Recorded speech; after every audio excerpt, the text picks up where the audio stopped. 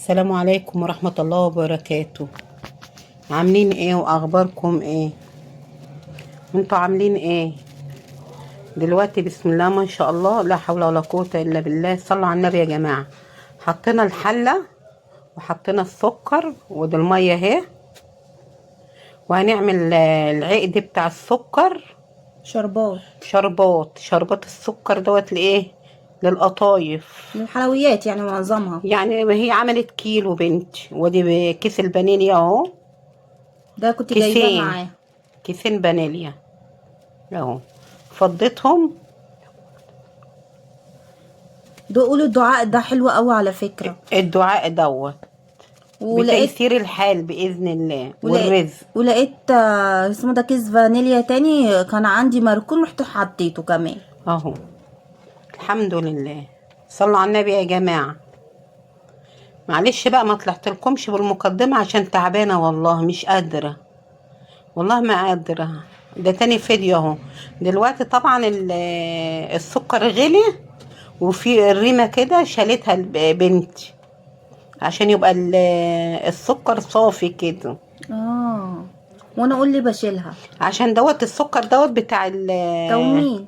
بتاع التومين، واصلا هو ده السكر دوت اللي بيجي دوت من البلاد دوت، بتاع القصب دوت، هو اللي بيبقى ليه ريمة، مش زي السكر الغالي ده بتاع التومين ده اهو. هتفضي دلوقتي اهو شوية السوداني وجوزة الهند وشوية زبيب. طبعا السوداني دوت عملته بسم الله ما شاء الله، جابت ب10 جنيه وفصصته وراحت حطته في الكيس وضربته ونفضته بالهون. نفضته الاول من القشر بتاعه ودقته بايه؟ بت- بايد بايد الهون، الهون. ولخبطته كله على بعض، وجوزة الهند والزبيب وشوية السوداني كنت جايبه نص كيلو وجابت وجابت نص كيلو قطايف قطايف. من الفرنة ديت. بتبيع حاجات كده حلوة بسم الله ما شاء فرن الله. آلي. فرن الآلة كده بتبيع عيش عامل زي الكايزر كده صغير كده، بتاع دوت. بتبيع اسمه ده بتبيع عسل واسمه ده قولوا ومش معايا ومش والبتاع اللي انا قلت لك عليها مفتقه واسمه ده وعيش الملفيه وفطير كل حاجه ورقاق وعيش الصغنن ده اللي عامل زي عيش الكايزر ده صغنن كده حلو، حاجات حلوه قوي بتبيعها. يلا الحمد لله. انا بقى حطيت الزيت. بتحط الزيت اهو، حطت البتاع ديت القطايف بتقليها اهي. ادعوا بقى لغزه بقى، ربنا يا رب ينصرهم على اللي هم فيه يا رب. يا رب يا رب. يا غزة رب. وفلسطين غزة واسمه ده وسوريا والسودان وسوريا ومين تاني يا ربي. والبلاد كلها يا رب اللي فيها حرب بإذن الله. يا رب يا رب. مش مركزة يا جماعة عشان الضغط عالي انا بقى، معلش يا جماعة عشان تعبانة، انا بقالي يومين تعبانة والله. مش عايزة تظهر.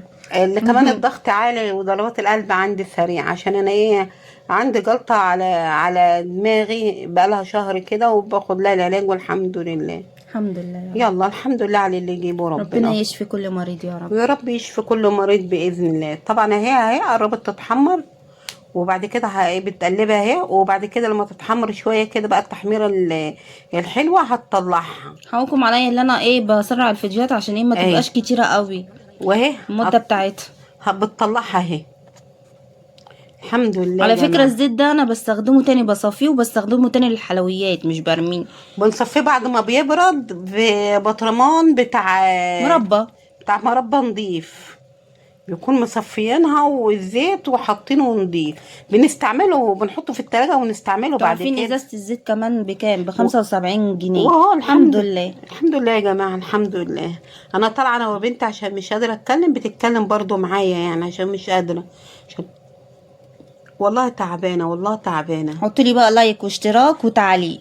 والحمد لله على اللي يجيبه ربنا يا جماعة. الحمد لله. الحمد لله يا رب يا رب.